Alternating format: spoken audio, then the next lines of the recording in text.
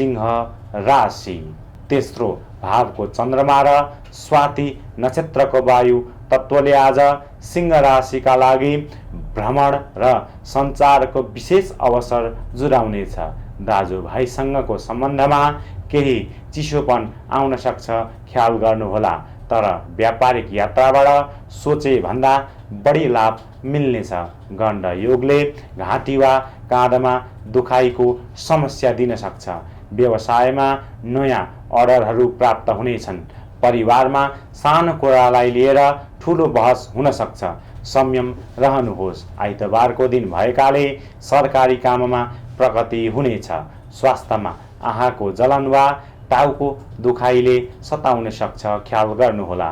हजुरको लागि lucky number 1 रहेको छ भने लक्की कलर गाढा सुन्तला कलर रहेको छ। ख्याल गर्नुपर्ने कुरा भनेको अरूको जिम्मेवारी आफ्नो काँधमा नलिनुहोला।